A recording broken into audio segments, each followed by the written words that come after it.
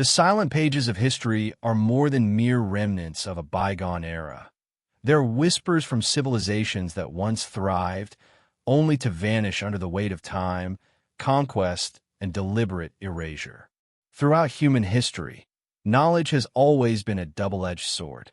It can liberate, illuminate, and guide, yet can also threaten, destabilize, and terrify those who hold power. For rulers, priests, and institutions, certain words are too dangerous to exist. Certain ideas, when written down, carry a weight that can shake the foundations of empires. And it is precisely these words, hidden, burned, or buried, that tell a story far more intricate than any history textbook dares to recount.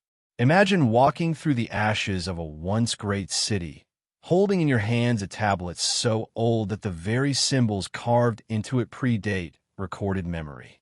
On that clay or papyrus, there's a voice, faint, fragile, yet persistent, speaking truths that rulers long sought to silence. Perhaps it tells of gods who walked among men, of kings whose reigns spanned millennia, of cosmic events that shifted the course of humanity itself. Perhaps it speaks of technologies lost to time, rituals so powerful they could bend the fabric of reality, or prophecies that hint at cycles of destruction and rebirth. And yet, these pages were hidden from us, either by the deliberate hand of authority or by the slow decay of civilization. The act of suppressing knowledge is as old as civilization itself. From the burning of the Library of Alexandria to the secret hoarding of scrolls by monasteries, from the censorship of forbidden gospels to the systematic destruction of indigenous codices, history is filled with the echoes of texts that were never meant to survive. And the very survival of some of these texts is a mystery in itself. Some were discovered by accident in forgotten caves, buried under rubble for thousands of years, their fragile ink and pigments preserved by circumstance rather than intent. Others were deliberately hidden, entrusted to secret societies, monks, or mystics, with instructions that they should only be revealed when the world was ready, or perhaps when those in power were no longer able to suppress them. These silent pages are not just relics. They're challenges to the accepted narrative. They confront us with uncomfortable questions. What if human history is far older, far stranger, and far more complex than we have been taught? What if the rise and fall of empires, the myths of gods and heroes, and even the trajectory of civilization itself were influenced by knowledge that was deliberately obscured? Every fragment that survives seems to hint at an intricate web of knowledge, a hidden map of reality, stitched together across continents and centuries. Some scholars dismiss these texts as myth, allegory, or superstition. Others sense, intuitively, that they hold truths too dangerous to confront directly.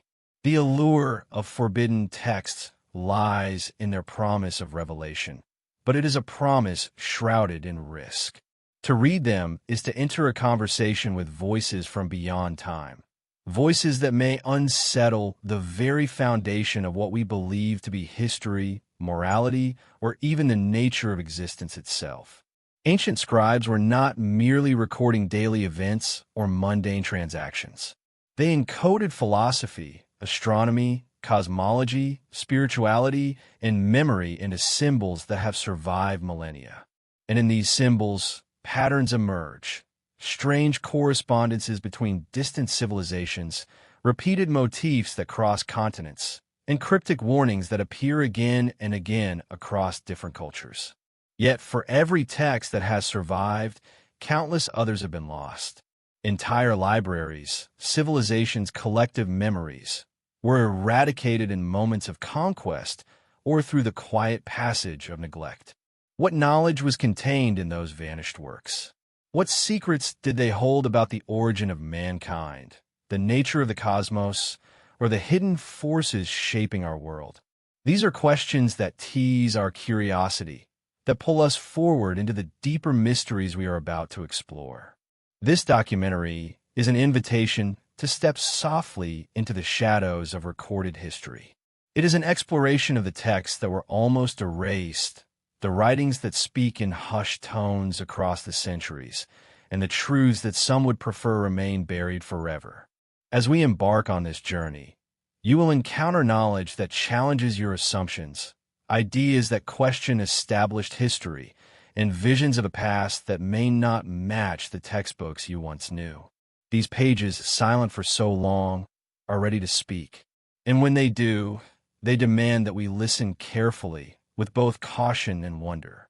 Because within the fragile fibers of ancient papyrus, the cold clay of Sumerian tablets, and the sealed pages of hidden codices lies a story far more profound than the mere chronology of kings and empires.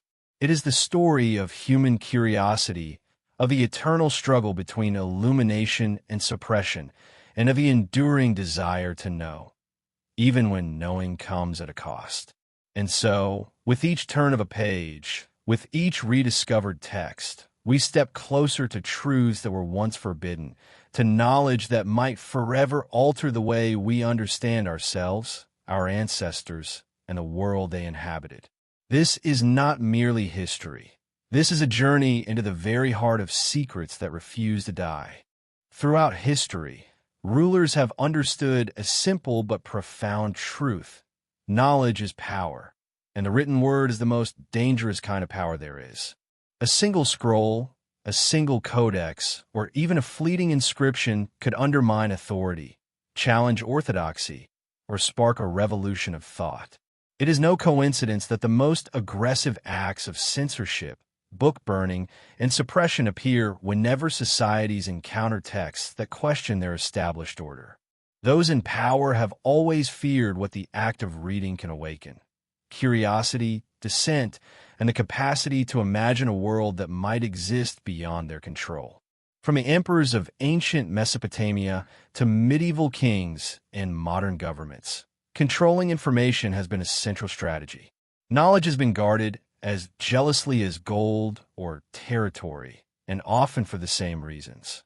Because ideas can be invisible armies, capable of spreading silently, eroding the foundations of belief, and reshaping societies in ways no army ever could. Laws, decrees, and religious edicts were created not only to guide the populace, but also to prevent certain knowledge from reaching the minds of the many. Forbidden texts were frequently labeled heretical, dangerous, or profane, and those who dared read them, copy them, or preserve them often faced imprisonment, exile, or death. The fear is understandable. Written texts are permanent, replicable, and portable. Unlike spoken words, which vanish as soon as they are uttered, texts endure. They survive fire, conquest, and time itself, and they can travel far beyond the reach of the ruler who seeks to control them. An emperor may command silence in his city, but a hidden scroll, carried to another land, can ignite a spark of awareness that spreads like wildfire. This is why throughout history, those in positions of authority went to extraordinary lengths to suppress knowledge, to remove texts from libraries, to destroy works that were considered threatening, and to rewrite history itself in ways that reinforced their dominance. But suppression alone is rarely complete. Even in the darkest moments, fragments endure. Sometimes, the act of hiding knowledge creates an aura of power around it. Texts that were forbidden acquire a mystique, an almost magnetic pull. People begin to sense that if something is so fiercely protected or destroyed, it must contain truths worth knowing, knowledge that could illuminate secrets hidden for centuries. And so, human curiosity becomes unstoppable. Scholars, mystics, and even ordinary individuals risk everything to seek these lost works. The story of civilization is, in many ways, a story of this relentless pursuit, the struggle to recover what was taken, destroyed, or deliberately concealed. It is important to understand that the fear rulers felt was not always imaginary. Some texts, particularly in the ancient and medieval worlds, contain knowledge of astronomy, medicine, engineering, and natural law that could empower populations or disrupt orthodox authority. Other texts, more dangerous in the eyes of the establishment, challenged spiritual dogmas, revealed alternate creation stories, or suggested that divine power was accessible to humans outside institutional control. The mere act of reading could transform a mind, allowing people to question not only the world around them, but the structures of power and belief that govern their lives. Religious institutions were often at the center of these battles over knowledge. When sacred writings were interpreted to consolidate authority, alternative texts were seen as a direct threat. Consider the early Christian church. Gospels and letters not included in the canonical Bible were labeled heretical, buried, or destroyed. Those texts did not merely recount history. They proposed spiritual frameworks and ethical philosophies that could challenge hierarchical control. In the same way, rulers in other cultures suppressed histories, prophecies, or myths that contradicted their authority, rewriting events to create a narrative that justified their rule and silenced inconvenient truths. The mechanisms of suppression were subtle as well as overt. Marginalized texts were mistranslated, deliberately misinterpreted, or edited to change their meaning. Libraries might claim to preserve knowledge while simultaneously removing or altering the pages that posed a threat. Scholars could be censored or forbidden from speaking certain truths aloud. Even when knowledge survived, it often emerged fragmented, coded, or incomplete, a puzzle deliberately scattered across time and space to prevent a full understanding from ever forming. And yet, despite these efforts, the human impulse to seek, record, and transmit knowledge is resilient. Forbidden texts have a remarkable ability to survive. From clay tablets buried in the deserts of Mesopotamia to secret codices hidden in mountain monasteries, human ingenuity has ensured that knowledge continues to endure, waiting for the moment when it can be rediscovered. Each of these texts, preserved against the odds, tells a story not only of what it contains, but of the lengths people went to protect or hide it. In every fragment, there is a tension, a battle between suppression and revelation, between secrecy and discovery, and between power and the pursuit of truth. The lesson is clear. The written word has always been more than ink on paper. It is an instrument of liberation, a seed of revolution, and a beacon for those who seek understanding. Rulers may fear it, institutions may attempt to erase it, and time may threaten to obliterate it. But the human desire to uncover the hidden, to question the sanctioned narrative, and to seek forbidden knowledge is unstoppable. It is this dynamic, the fear of rulers and the resilience of seekers, that has shaped the journey of human history. As we continue this exploration, you will witness not only the texts themselves, but the extraordinary measures taken to suppress them.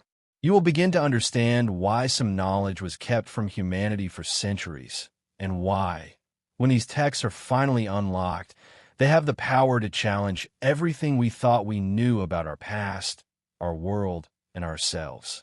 Long before the rise of empires like Egypt or Babylon, there existed a civilization whose innovations would shape the very foundations of human history, Sumer. In the Fertile Crescent between the Tigris and Euphrates rivers, a people emerged who mastered agriculture, law, and writing, leaving behind clay tablets etched with cuneiform, the earliest known system of recorded language. These tablets are more than mere records of trade, taxes, or decrees. They are fragments of a civilization's soul, whispering stories of gods who walked among men, rulers who lived for impossibly long spans, and knowledge that challenges our understanding of human antiquity. Among these ancient texts, certain anomalies stand out, defying conventional explanation. The Sumerian king list, for instance, records dynasties stretching back tens of thousands of years, long before any archaeological evidence confirms organized societies existed. Some kings are said to have reigned for tens of thousands of years, a detail that has puzzled historians and fueled speculation for generations. Were these exaggerations, symbolic metaphors, or records of a lost knowledge about the cycles of human civilization that mainstream history refuses to acknowledge? The tablets do not offer easy answers, and that is precisely what makes them so compelling.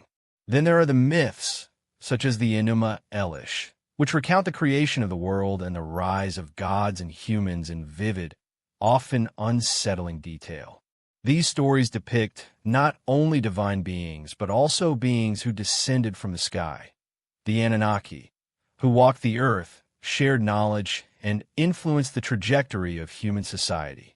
Ancient Sumerians described them as teachers, rulers, and sometimes as beings whose intentions were inscrutable, even dangerous. Could these myths contain a kernel of historical truth, or are they elaborate allegories? Scholars debate endlessly, but the presence of precise astronomical data, sophisticated mathematics, and complex social structures within these texts suggests a civilization more advanced than commonly understood. The discovery of these tablets in the ruins of cities like Uruk, Ur, and Nippur reveals a society deeply invested in recording both mundane and extraordinary knowledge. Every tablet, from administrative ledgers to epic poems, carries a dual purpose: to preserve the memory of human activity and to encode spiritual or cosmic truths. The Epic of Gilgamesh, perhaps the most famous of these texts, offers a narrative that is simultaneously a heroic tale and a meditation on mortality, divine power, and the search for immortality. Within its lines, we encounter hints of ancient wisdom, such as descriptions of a great flood, strange herbs with restorative powers, and journeys to realms beyond human comprehension. These details, once dismissed as myth, have parallels across cultures, from the Hebrew Bible to Hindu and even Greek mythologies, suggesting a shared, underlying memory of events or knowledge that predates modern civilization.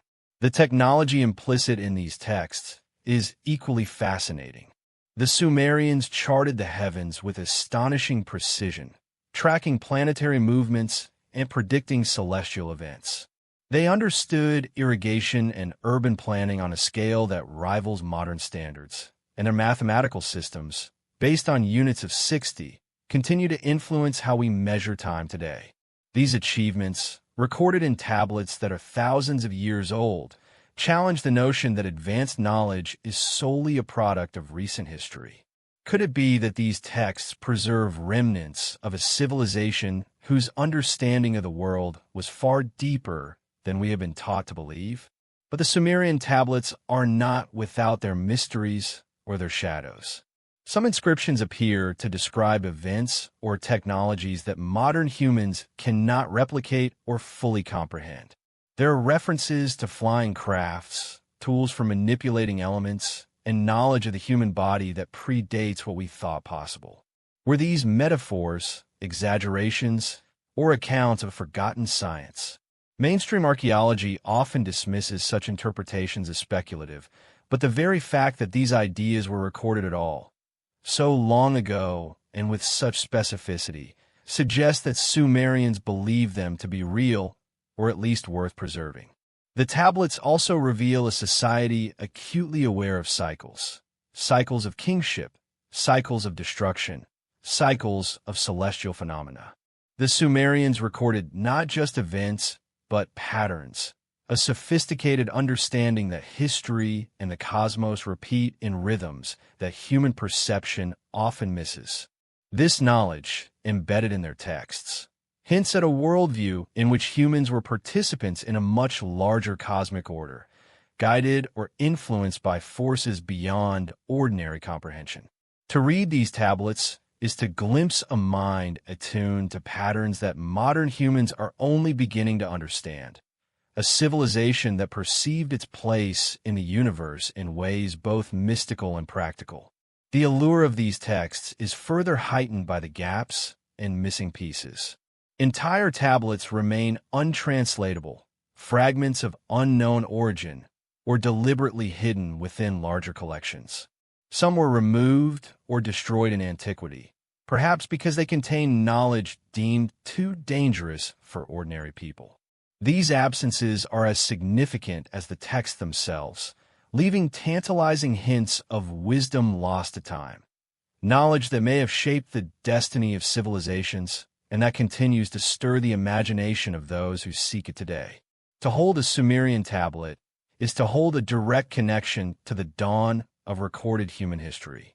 It is to feel the presence of minds that contemplated the cosmos, human nature, and the forces that shape existence in ways that are at once familiar and utterly alien. These silent witnesses speak across millennia, inviting us to question the boundaries of our understanding, to reconsider what we know about the past, and to wonder whether humanity has been privy to a deeper, hidden narrative that has been obscured by time, ideology, and the relentless pursuit of control. In exploring the Sumerian tablets, we step into a world where the line between myth and history blurs, where gods and kings are intertwined, and where knowledge was recorded not only to preserve memory, but to convey truths that some feared we would never be ready to confront. These ancient texts are a doorway into a lost world, a world that challenges us to look beyond conventional history and consider that the origins of human civilization may hold secrets that have waited silently, patiently, for millennia to be unlocked. In the ancient city of Nineveh, long before the age of empires like Persia or Greece, there existed a library so vast and comprehensive that it could have rewritten the understanding of history itself. Known as the Library of Ashurbanipal, it was a repository of knowledge unparalleled in its time, containing tens of thousands of clay tablets that chronicled not only administrative records, but also myths, scientific observations, rituals, and forgotten histories. It was a place where the sum of human understanding, or at least the portion that survived the first millennia, was meticulously recorded, cataloged, and preserved. Yet even as the library flourished, forces beyond human control conspired to obscure and destroy much of its contents, leaving only fragments of civilization's wisdom to whisper across time. Ashurbanipal, the Assyrian king who reigned in the 7th century BCE, was a ruler obsessed with knowledge. Unlike many of his contemporaries who valued power and conquest above all else, Ashurbanipal understood that to rule effectively, one must also understand the past, the heavens, and the human condition. Under his command, scribes and scholars collected texts from across Mesopotamia, Sumerian epics, Babylonian prophecies, medical treatises, astronomical calculations, and wisdom literature. Every piece was carefully inscribed in cuneiform on clay tablets, baked to survive the ravages of time. This library was not simply a collection. It was a deliberate act of preservation, an attempt to safeguard the knowledge of countless generations against the chaos of war, famine, and societal collapse. Among the surviving tablets, there are echoes of a world that challenges modern assumptions about human history. Stories of ancient wars describe armies and tactics that seem impossibly sophisticated for the era, while astronomical observations reveal a deep understanding of celestial cycles that surpasses what was thought achievable at the time. Some tablets describe rulers who claimed divine authority, claiming knowledge that connected them directly to the heavens. And yet, for every tablet that survived, scholars have long suspected that countless others were lost, destroyed in conflicts, stolen, or deliberately removed to prevent dangerous truth from spreading. The destruction of Nineveh itself was catastrophic. In 612 BCE, a coalition of Babylonians, Medes, and Scythians laid siege to the city. Fire consumed much of the library, but the tablet's clay construction meant that many survived, baked in the very flames that sought to erase them. Even so, the survival was selective. Only fragments remain today, tantalizing glimpses of texts that once contained far more than the epics and administrative records historians rely on. Scholars continue to piece together these fragments, reconstructing histories myths, and knowledge that hint at entire civilizations previously thought lost to time. Among the most intriguing and mysterious surviving works are the accounts of pre-dynastic civilizations and long-forgotten rulers. Some tablets describe lands submerged or cities destroyed by great floods, recounting events in ways that parallel myths found in other cultures, from the biblical Noah to Indian epics of deluges. These recurring motifs suggest either a shared memory of cataclysmic events or a transmission of knowledge from even older civilizations, knowledge deliberately encoded in stories that could survive even when written records vanished. The Library of Nineveh also held texts detailing esoteric knowledge, rituals, prophecies, and instructions for interacting with the divine. Some scholars have suggested that these writings contain hints of advanced metaphysical concepts, from manipulating natural forces to understanding the hidden structures of reality. While mainstream archaeology often treats these interpretations with skepticism, the very existence of detailed ritual and astronomical instructions points to a culture that valued knowledge not merely for administration or power, but as a means of understanding the cosmos and humanity's place within it. Yet perhaps the most unsettling aspect of Nineveh's library is what is missing. Many tablets reference texts no longer found, works that scholars call lost or missing that may have contained alternative accounts of history, advanced technological knowledge, or dangerous spiritual teachings. Their absence is as significant as the content that survived. It is impossible to know whether these works were destroyed deliberately, stolen, or lost to the chaos of time, but their disappearance has left gaps that continue to fuel speculation about what the Assyrians truly knew and what knowledge might have been deliberately concealed from future generations. The legacy of Nineveh is a story of both preservation and loss, a stark reminder that history is often shaped not only by what survives, but also by what is deliberately erased.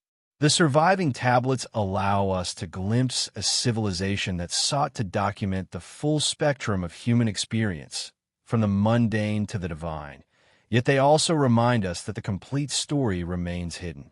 Every fragment, every partial inscription, invites us to question not only the events they describe, but also the forces that have determined which pieces of knowledge have come down to us and which have been suppressed or obliterated.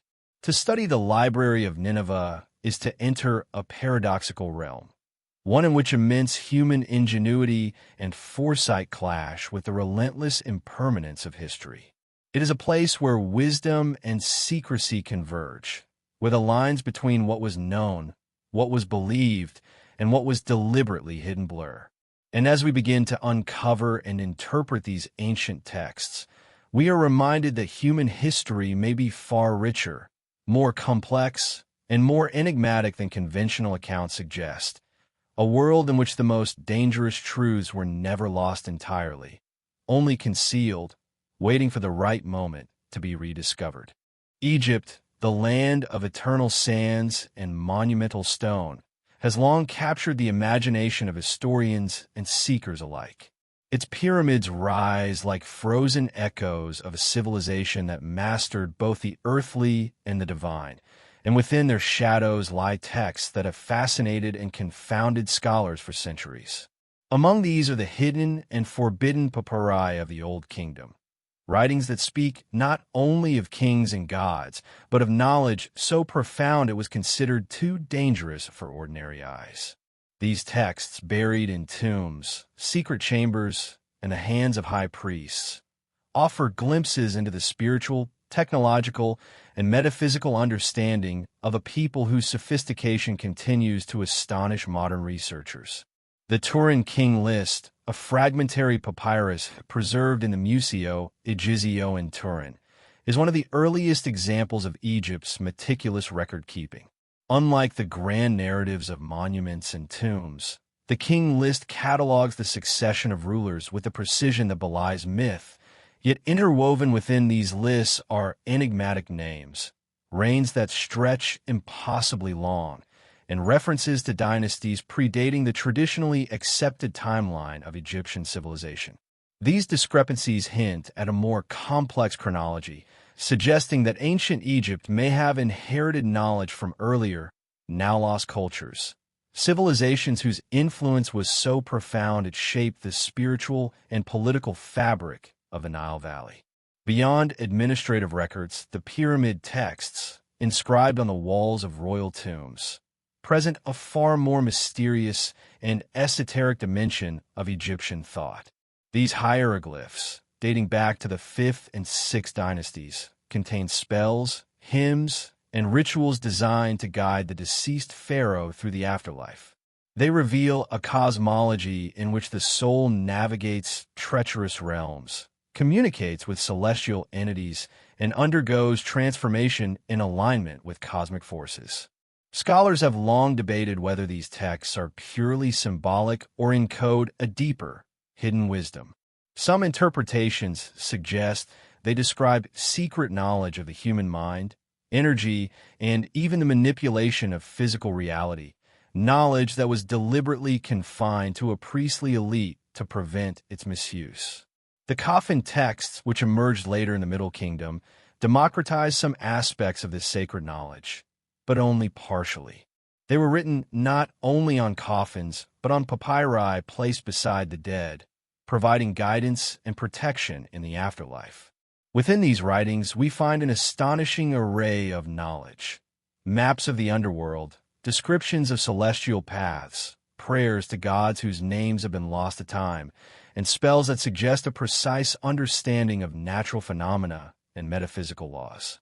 Each passage seems to hint at a civilization deeply aware of the interplay between the human spirit, the cosmos, and hidden forces that govern both.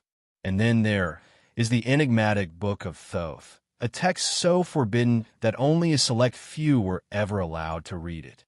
According to tradition, this book contained the sum of human knowledge, covering astronomy, medicine, rituals, and even the mysteries of death and rebirth. Legend tells us that it was entrusted to those who could comprehend its wisdom without being corrupted by it, and those who misused or misunderstood its contents were said to suffer catastrophic consequences. While the physical book itself has never been found, references in later texts and oral traditions suggest that fragments of its teachings were integrated into other papyri, encoded in symbolism, and preserved in secret. The Book of Thoth embodies the tension between revelation and suppression, a theme that echoes throughout the history of forbidden texts. What makes these Egyptian texts particularly fascinating is the sophistication of the knowledge they encode. The ancients understood mathematics and geometry at levels necessary to construct monuments aligned with the stars. They tracked celestial bodies with precision, predicting solstices and eclipses, and integrated these observations into their spiritual and political systems. They mapped the human body in ways that anticipated modern anatomy and medicine. And within their hieroglyphs and symbolic language, there appears to be a deliberate layering of meaning, esoteric knowledge hidden beneath the surface of what might otherwise appear as a simple funerary instruction. Yet much of this knowledge was deliberately obscured. Hieroglyphs were complex, designed to conceal as much as they revealed. Only those trained in the sacred arts could read the deeper meanings.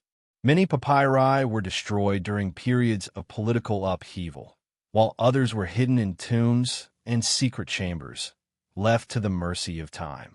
The Egyptian priesthood understood that certain truths, if revealed to the unprepared, could destabilize society or bring harm to those who encountered them.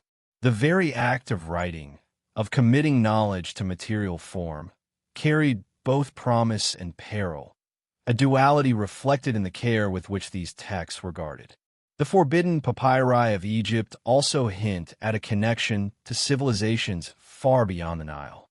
References to beings descending from the sky, knowledge shared by gods or celestial visitors, and interactions with forces beyond ordinary perception suggest that Egypt's esoteric wisdom was part of a broader, interconnected web of ancient knowledge. These texts imply that the Egyptians may have inherited or preserved insights from cultures whose stories have been lost, creating a hidden lineage of wisdom that extends far beyond the conventional historical record. To encounter these texts, even in fragmentary form, is to glimpse the mindset of a civilization that revered knowledge as sacred, powerful, and potentially dangerous. They reveal a world in which the physical and spiritual were inseparably intertwined, where kings were intermediaries between humans and gods, and where the preservation of knowledge was a matter of cosmic as well as temporal importance.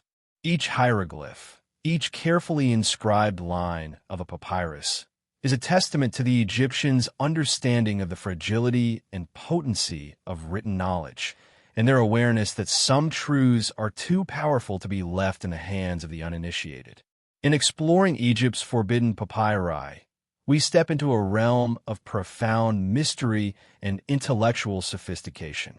We see a civilization that not only recorded its history, but encoded its philosophy, cosmology, and metaphysics in ways that challenge our modern understanding.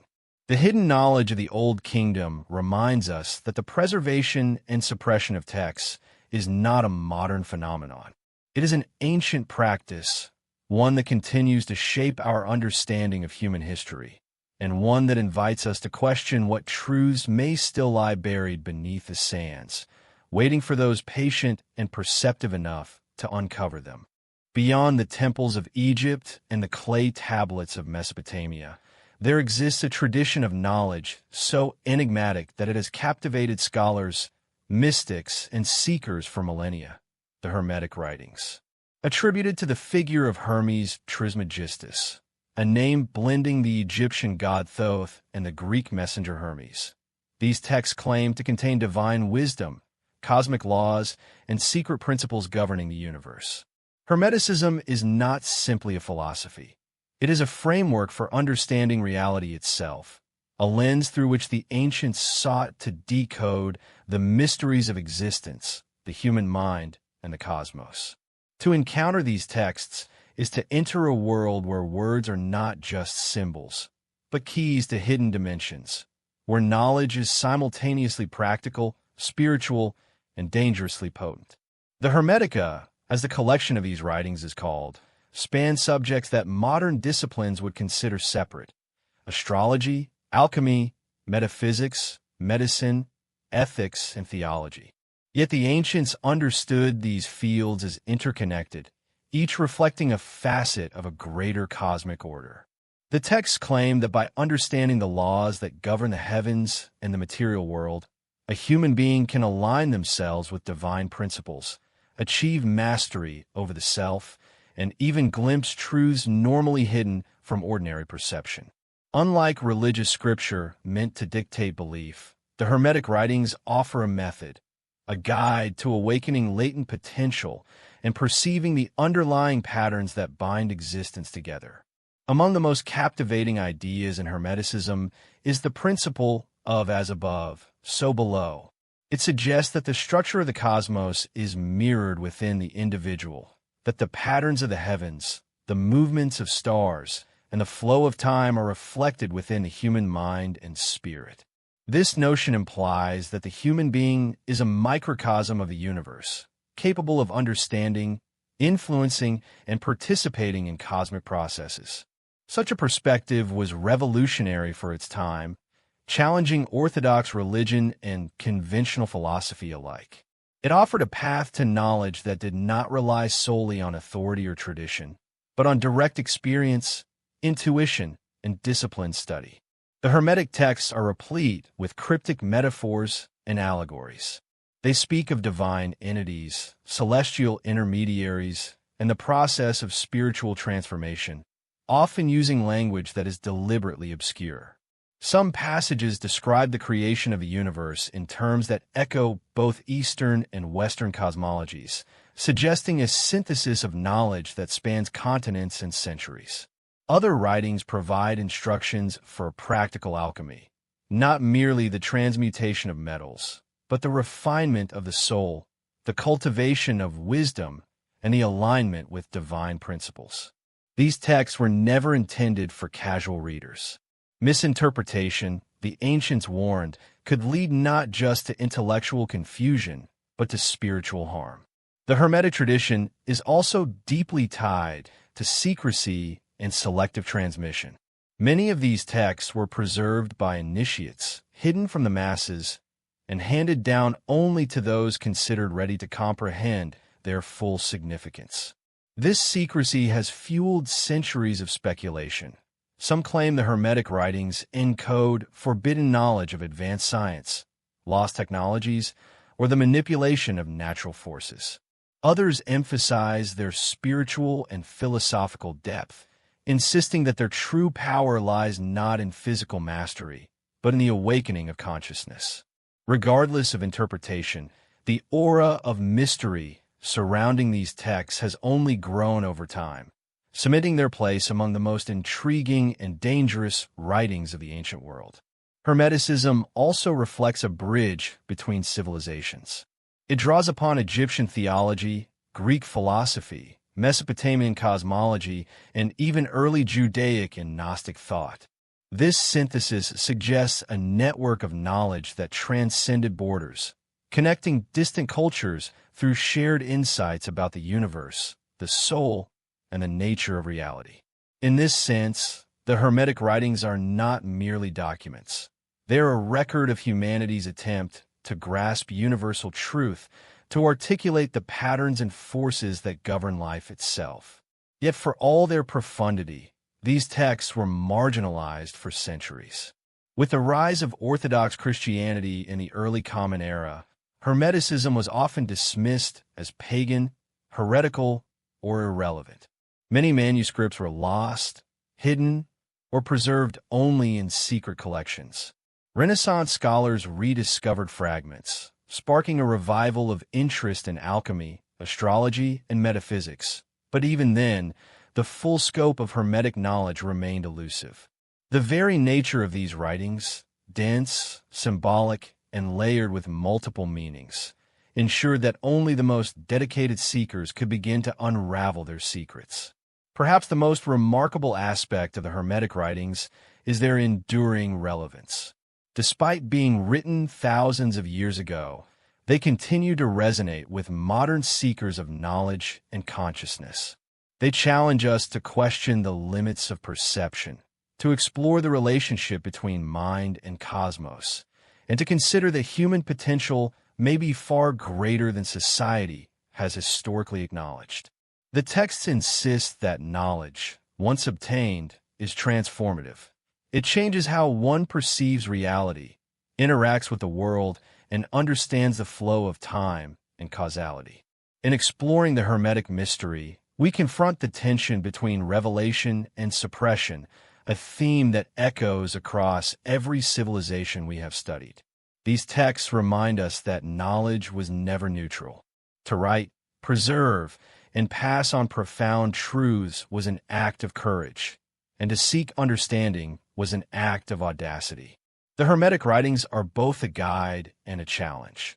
They offer insight into the workings of the universe, while warning that the misuse or misunderstanding of this knowledge can have consequences. To read the Hermetica is to step into a dialogue with the ancients, to trace the lineage of ideas that have shaped philosophy, science, and spirituality across millennia.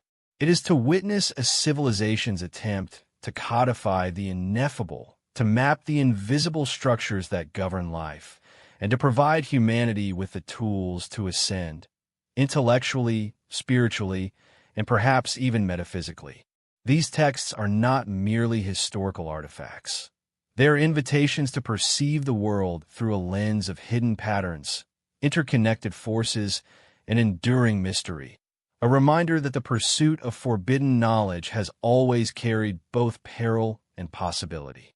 In the arid caves near the Dead Sea, over 2,000 years ago, a secret world of writing lay hidden, waiting patiently for the modern age to uncover it. The Dead Sea Scrolls, discovered in the mid-20th century, were far more than ancient manuscripts. They were a window into a spiritual, political, and intellectual universe that had been deliberately obscured for centuries. For decades, these scrolls were shrouded in mystery, their contents tightly controlled by scholars and religious authorities, fueling speculation about their true significance.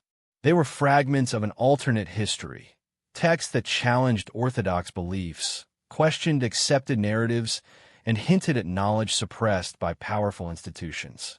The scrolls were not the work of a single community or author, but a complex collection of writings, sectarian rules, biblical commentaries, apocryphal texts, and esoteric treatises.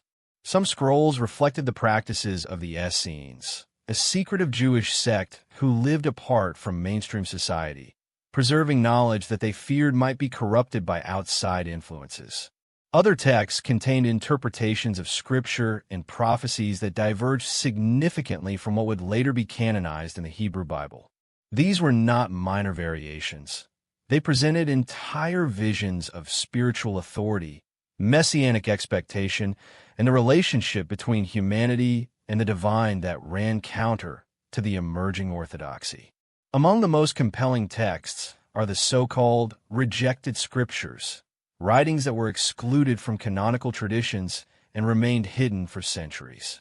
The Book of Giants, for example, tells of beings who once walked the earth before the flood, giants, fallen angels, and cosmic actors whose interactions with humanity are both mysterious and morally complex. It is a narrative that disrupts conventional timelines, suggesting that ancient humans shared a world not fully understood in mainstream history. The War Scroll, another fragment, details apocalyptic visions of conflict and judgment, describing cosmic and earthly battles in terms that are both vivid and unsettling. These texts reveal a worldview in which human events are intimately connected to celestial forces, and in which knowledge is power, knowledge that some sought to suppress because it threatened religious authority. The process of rediscovering these scrolls was, in itself, fraught with secrecy and intrigue. Once unearthed in the caves of Qumran between 1947 and 1956, the scrolls were initially restricted, with access limited to a small circle of scholars who controlled translation and interpretation.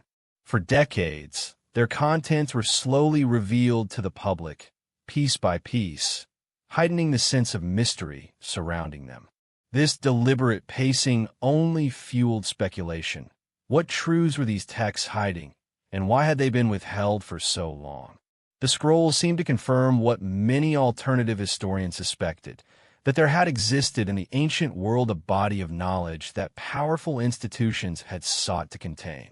What makes the Dead Sea Scrolls particularly fascinating is the radical divergence they reveal within Judaism itself. Certain scrolls reinterpret prophecy, offering visions of a Messiah, divine intervention, and eschatology that contrast sharply with canonical teachings. Some propose that salvation and understanding were accessible to those outside formal hierarchies, challenging the authority of priestly elites.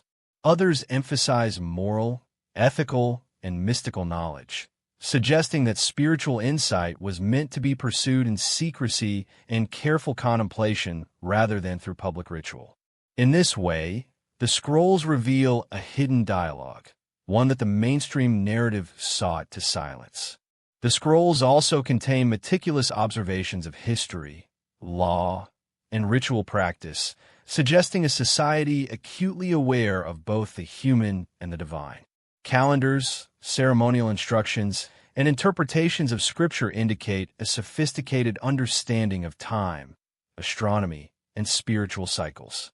Some scholars have speculated that these writings preserve fragments of even older knowledge, transmitted orally or through hidden texts, that were considered too dangerous to share openly. In this sense, the Dead Sea Scrolls are not merely historical artifacts. They are living records of suppressed wisdom, carefully encoded to survive periods of persecution and political upheaval. Another layer of fascination lies in the prophetic content. The scrolls present visions of a world in flux, of impending judgment and renewal, and of cosmic forces interacting with human events. These are not abstract theological musings. They are detailed, precise, and often cryptic, suggesting a depth of knowledge that goes beyond simple religious belief. Some texts hint at a hidden understanding of human evolution, celestial cycles, and spiritual hierarchies, knowledge that would have been seen as subversive by the authorities of the time. The very act of preserving these prophecies in secret caves underscores the power of written knowledge to challenge the status quo.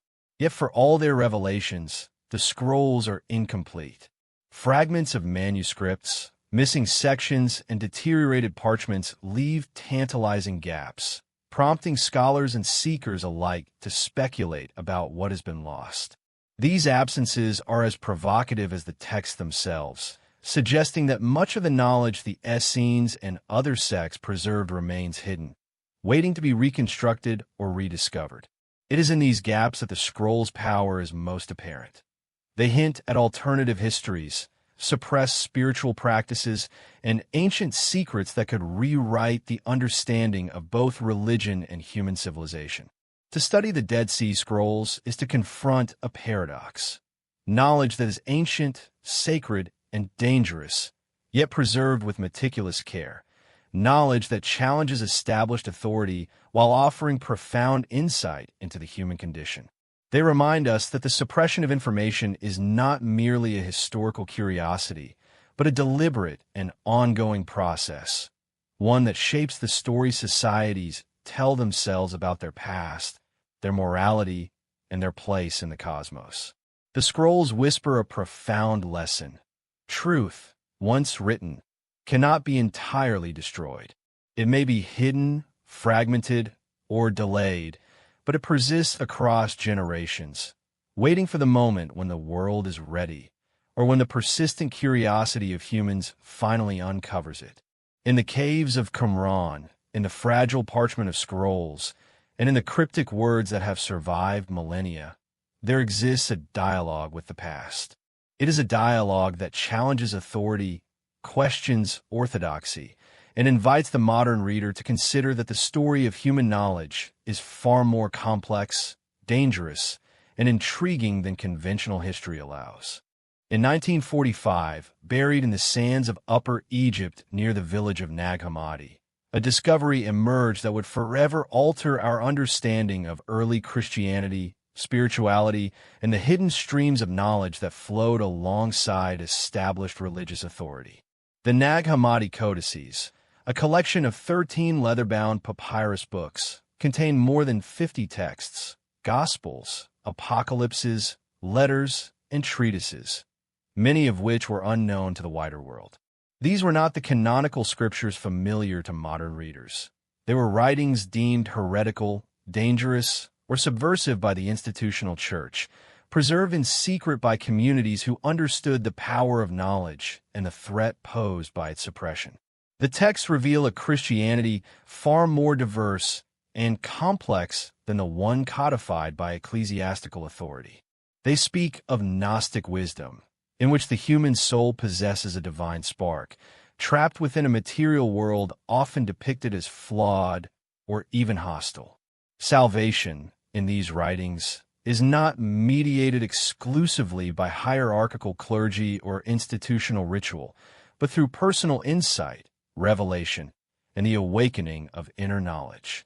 The codices challenge the orthodoxy by suggesting that spiritual truth is not singular or dogmatic, but a labyrinthine mystery, accessible to those willing to seek beyond conventional teachings. Among the most famous texts is the Gospel of Thomas, a collection of sayings attributed to Jesus, stripped of narrative, miracle, and dogma, emphasizing direct spiritual knowledge.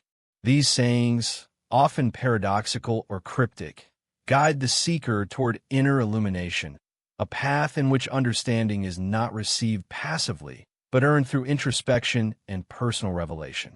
In the context of the early Christian world, such ideas were dangerous. They undermined centralized authority and suggested that divine knowledge could bypass the clergy entirely, empowering individuals in ways the early church considered heretical.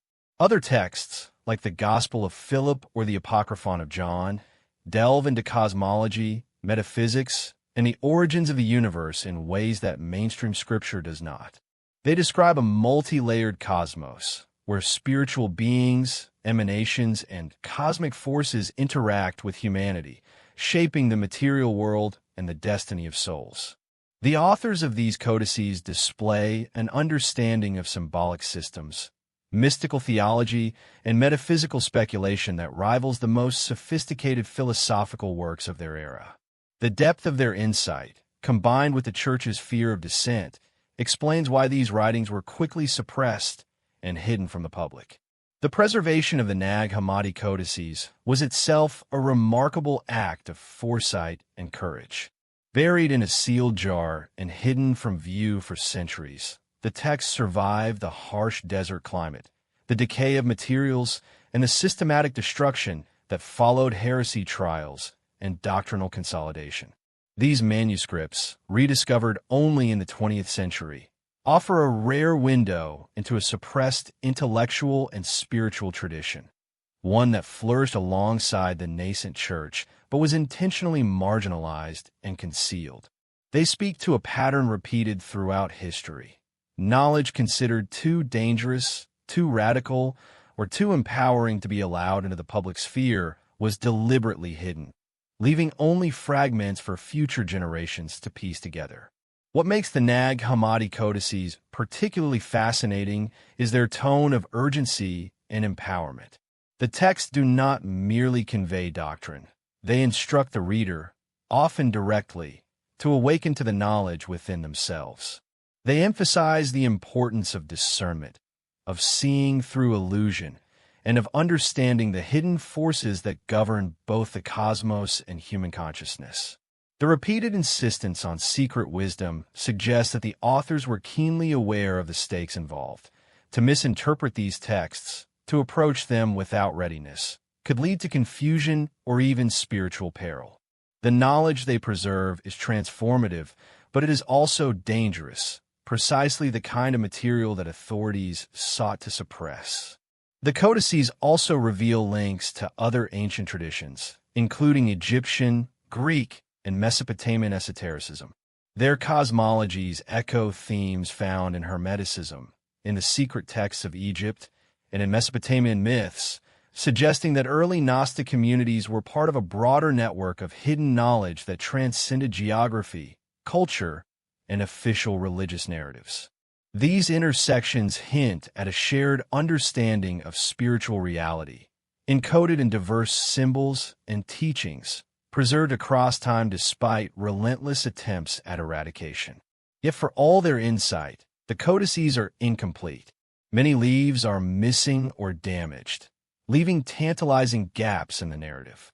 Scholars continue to debate the precise meaning of their texts, the identity of their authors, and the extent to which these works represent an organized spiritual tradition versus a collection of independent teachings. The very gaps in the manuscripts reinforce the sense of danger and concealment. Knowledge that was deliberately obscured, portions of which may still remain lost, hidden in other caches yet to be discovered. These absences fuel speculation and curiosity, reminding us that history is as much defined by what is missing as by what survives.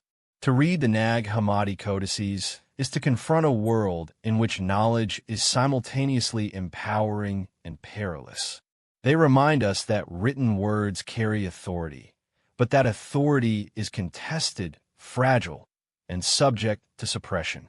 They illustrate the tension between revelation and control, the perpetual struggle between those who wish to preserve knowledge for enlightenment and those who fear it might destabilize power structures.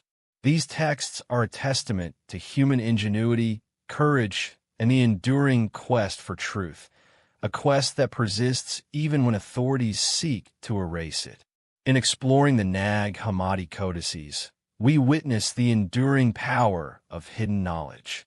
These texts challenge conventional history, reveal alternative spiritual paths, and illustrate a fundamental truth about humanity. The pursuit of forbidden knowledge is relentless. Even when suppressed, even when buried, even when feared, it endures, waiting for those willing to seek it, ready to illuminate minds prepared to understand its message. They are a reminder that history is never static, that truth is often concealed, and that the most profound knowledge is frequently hidden in places we least expect, waiting to be rediscovered. In a quiet library in Yale University, among the hushed rows of books and manuscripts, lies one of the most perplexing documents ever discovered, the Voynich manuscript. Named after the rare book dealer Wilfrid Voynich, who brought it to scholarly attention in 1912, this manuscript has confounded linguists, cryptographers, and historians for over a century. Its pages are filled with a strange, undecipherable script, accompanied by illustrations of unknown plants, astronomical diagrams, and enigmatic human figures. Every attempt to decode it has failed, despite the combined efforts of some of the greatest minds of the 20th and 21st centuries.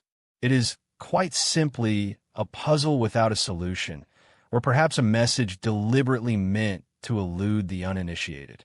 The manuscript is believed to date back to the early 15th century, yet its origin remains a mystery. The vellum pages, carbon dated to the early 1400s, suggest a European creation, but nothing about the text matches any known language, alphabet, or code. The illustrations are equally baffling. Plants that appear on the pages cannot be identified in any botanical record, combining familiar and alien features in a hybrid forms that suggest either lost knowledge of flora or a symbolic language designed to encode information in ways that defy conventional understanding. Astronomical charts and cosmological diagrams hint at a worldview both sophisticated and cryptic, suggesting that the manuscript is far more than a simple herbal or medical guide.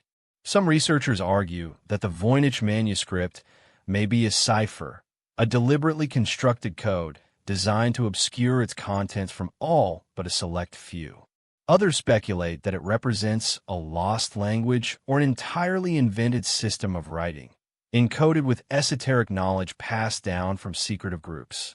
There are also theories that it contains advanced scientific knowledge, herbal remedies, medical instructions, or astronomical observations, hidden behind an indecipherable script. Every hypothesis, however, only deepens the mystery, as no claim has yet gained universal acceptance. The manuscript's resistance to interpretation seems almost intentional, as if it were meant to protect the knowledge within from the casual reader or the unprepared mind. The illustrations add another layer of intrigue. Some pages depict human figures bathing in strange, interconnected vessels, possibly referencing alchemical, mystical, or medicinal processes lost to history. Others show celestial charts, suns, moons, and stars arranged in ways that hint at hidden cosmological knowledge. The plants, too, may serve as more than botanical records. They could be symbolic, representing properties, processes, or principles that transcend ordinary observation. The manuscript functions as a multidimensional puzzle, part herbal guide, part philosophical treatise, part magical text, and part coded encyclopedia, all blended in a way that resists the linear understanding of conventional scholarship. What makes the Voynich manuscript especially compelling is its persistence across time. Despite centuries of attempts at decoding, the text has yielded almost no definitive meaning. Cryptographers during both world wars studied it with the same rigor used to break enemy codes, yet it remained impervious to their methods. Linguists and historians have examined it from every conceivable angle: statistical analysis, AI-driven pattern recognition, comparative linguistics. Yet the results have been inconclusive. This unyielding mystery has given the manuscript a kind of legend, a reputation as a repository of forbidden knowledge or an artifact whose secrets are not meant for everyone. Some scholars speculate that the manuscript may be linked to secret knowledge from the European Renaissance, a period when humanism, science, and mysticism intertwined. It could represent a compendium of alchemical wisdom, herbal medicine, or esoteric cosmology, encoded to prevent persecution or theft. In this context, the manuscript becomes a symbol of humanity's long struggle to preserve dangerous or powerful knowledge in the face of societal, religious, or political constraints. Its obscurity serves as both protection and provocation, knowledge withheld, yet beckoning the persistent and curious to unlock its secrets. The Voynich manuscript also raises questions about the limits of human understanding. Perhaps the greatest mystery is not the text itself, but the enduring fascination it provokes. The manuscript challenges assumptions about language, writing, and communication. It forces scholars to question whether knowledge can be fully transmitted through conventional means, or whether certain truths were meant to be experienced rather than read. In this way, the manuscript embodies a recurring theme throughout history, that forbidden knowledge is both alluring and dangerous, offering insight while demanding discernment, patience, and intellectual courage. The manuscript's allure is heightened by the shadows surrounding its provenance. Little is known about its original creators or owners. Some theories suggest it belonged to a secretive society, possibly tied to alchemy, Hermeticism, or early Gnostic groups who sought to preserve knowledge outside the scrutiny of mainstream institutions. Others speculate it may have been intended as a medical or botanical guide for select practitioners, hidden in plain sight through the use of invented script. Whatever its original purpose, the Voynich manuscript stands as a testament to the enduring human impulse to encode, conceal, and protect knowledge that is considered powerful or dangerous. To engage with the Voynich manuscript is to confront the unknown directly. Its pages are both invitation and challenge, offering tantalizing glimpses of wisdom that may never be fully grasped. Each symbol, diagram, and illustration evokes a world of knowledge deliberately obscured, a legacy of human ingenuity and secrecy. It reminds us that some texts are not merely records of what was known, but vessels of potential, waiting for the right mind, the right time, or the right key to unlock them. In examining the Voynich manuscript, we see the persistence of a theme that echoes across every civilization we have explored: the tension between revelation and concealment. Knowledge that is too powerful, too disruptive, or too transformative is hidden, encoded, or buried, yet it endures, surviving centuries of decay and human forgetfulness. The Voynich manuscript is a modern echo of that ancient struggle, a silent, indecipherable testament to humanity's desire to preserve the forbidden and to the enduring allure of secrets that resist discovery. In the cold halls of the National Library of Sweden rests a manuscript that has captured imaginations for centuries, a book so vast and ominous that it has earned the moniker the Devil's Bible. Known formally as the Codex Gigas, it is the largest medieval manuscript ever known, an imposing tome measuring nearly 3 feet tall and weighing over 165 pounds. Bound in leather and meticulously inscribed on vellum, it is a relic of human ambition and obsession, a work said to have been created in a single lifetime, a feat so extraordinary that legend attributes its completion to the intervention of dark forces. The Codex Gigas contains an immense collection of texts: the complete Latin Vulgate Bible, historical chronicles, medical treatises, exorcisms, and magical formulas. Yet its most infamous feature is the full-page illustration of the devil, a haunting depiction that immediately evokes fear and curiosity. According to legend, the monk responsible for the manuscript had broken his monastic vows and, in desperation to avoid punishment, pledged to create a book that contained all human knowledge in a single night. When he realized he could not complete such a monumental task, the devil supposedly appeared, offering aid in exchange for the monk's soul. Whether legend or truth, this story has cast a shadow over the manuscript for centuries, framing it as a work both sacred and profane. Beyond legend, the Codex Gigas is remarkable for the sheer scale and uniformity of its composition.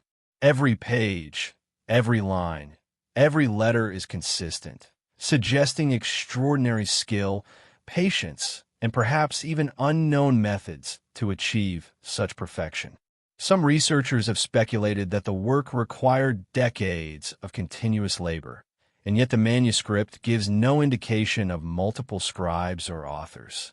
This raises questions about how knowledge, intent, and human effort converge in extraordinary creations, and whether the Codex Gigas represents an intersection of ambition, obsession, and possibly forbidden inspiration. The contents of the manuscript are as compelling as its size. The inclusion of the entire Bible alongside secular texts, medical instructions, historical accounts, and exorcisms creates a juxtaposition that is unusual for medieval works. It is both a devotional and practical guide, a compendium of human knowledge spanning the sacred and the profane. Some scholars suggest that it reflects the worldview of its creator, a man attempting to reconcile the divine and the worldly to encompass the entirety of human experience within a single work. Others emphasize the deliberate inclusion of occult and forbidden material, framing the Codex Gigas as a text that bridges conventional religion and hidden knowledge. The devil illustration itself is a focal point of fascination. A full-page, vividly colored image depicts the figure of Satan in a posture both menacing and majestic, surrounded by ominous symbols. It is a stark contrast to the meticulously ordered text that fills the rest of the manuscript, and it has inspired centuries of speculation about the relationship between human creativity and the supernatural. Some argue that it is symbolic, a representation of temptation, sin, or the ever-present struggle between good and evil. Others wonder if it is a warning, a deliberate marker for readers that the knowledge contained within comes with both power and danger. The Codex Gigas also includes texts on exorcism and cures for ailments, often written in a tone that suggests practical application. These sections, combined with the biblical and historical narratives, indicate a comprehensive worldview, one in which human life, spiritual forces, and cosmic patterns are interconnected. It is as though the manuscript creator sought to capture the full spectrum of existence, from moral law to physical health, from divine instruction to the shadowy forces that lurk at the edges of human understanding. The scope of the work is staggering, and its intent seems clear: to consolidate, preserve, and perhaps control knowledge that was deemed critical, dangerous, or transformative. The history of the Codex Gigas is also intertwined with conflict, conquest, and secrecy. It originated in a Benedictine monastery in Bohemia during the early 13th century, and over the centuries, it survived wars, fires, and theft. It was taken as war booty to Sweden in the 17th century and remains there today, a tangible reminder of the manuscript's enduring power and allure. Every stage of its survival adds to the sense of the Codex Gigas as a text that is both coveted and feared, a vessel of forbidden knowledge that has transcended its time and location. Perhaps the most compelling aspect of the Codex Gigas is the tension it embodies. It is simultaneously sacred and profane, scholarly and mystical, human and, according to legend, diabolical. It raises profound questions about the nature of knowledge and its guardianship. How much of human understanding is preserved in secrecy, and how much is deliberately hidden under the guise of legend or fear? The manuscript suggests that knowledge, especially knowledge deemed too powerful or dangerous, carries both promise and peril, capable of illuminating the mind while unsettling the soul. To engage with the Codex Gigas is to confront the enduring human fascination with forbidden knowledge. It is a reminder that throughout history, humans have sought to capture the universe in text, to reconcile the mundane with the divine, and to preserve wisdom that challenges authority and convention. It is a testament to ambition, secrecy, and the thin line between creation and obsession, revealing that some texts are not merely records of what we know, but vessels of power, warning, and enduring mystery. In the shadowed archives of Hungary rests a manuscript so enigmatic that it has eluded decipherment for nearly 2 centuries, the Rohan Codex. Discovered in the early 19th century, this obscure text is written in an unknown script that bears no resemblance to any language or alphabet ever catalogued. Its origins, purpose, and meaning remain a mystery, sparking speculation, intrigue, and frustration among linguists, cryptographers, and historians. Unlike more famous forbidden texts, the Rohan Codex is smaller, less ornate, and yet arguably more confounding, because every attempt to interpret its content, whether through statistical analysis, comparison to known scripts, or cryptographic techniques, has failed. It is a book that exists entirely outside the conventional understanding of written language, a puzzle whose key seems deliberately withheld. The manuscript consists of hundreds of pages, densely covered with its indecipherable script and accompanied by hundreds of illustrations. These images are at once mundane and strange. Depictions of armies, religious ceremonies, architectural structures, and symbolic motifs that defy easy interpretation. Some illustrations suggest Christian influence, while others hint at pagan or older cultural traditions. The juxtaposition of imagery and script implies a highly structured system of meaning, but without a Rosetta Stone or comparative reference, the text remains impervious to translation. Every attempt to unlock it has produced tantalizing hints, but no definitive understanding, creating an aura of profound secrecy around the manuscript. Scholars have long debated the origin of the Rohan Codex. Carbon dating of its materials suggests it may have been created between the 16th and 18th centuries, yet the script itself appears utterly unique, with no known antecedents. Some theories propose that it was the work of a secretive sect or individual, encoding forbidden knowledge, local history, or spiritual practices in a way that could be transmitted safely across generations. Others speculate it may be a hoax, a deliberate creation intended to mystify and challenge observers. Yet the consistency of the writing, the complexity of the illustrations, and the apparent order within its pages argue against simple fabrication. It seems, instead, to be a deliberate act of preservation, a conscious effort to encode knowledge for future readers who are capable of understanding it. The content of the Codex, as inferred from its illustrations, suggests a multifaceted worldview. The depictions of religious ceremonies indicate a culture deeply concerned with ritual, spiritual hierarchy, and the intersection of the human and divine. Scenes of battles and processions suggest a narrative of historical events or mythic storytelling, while architectural and symbolic diagrams hint at knowledge of geometry, structure, and possibly even metaphysical principles.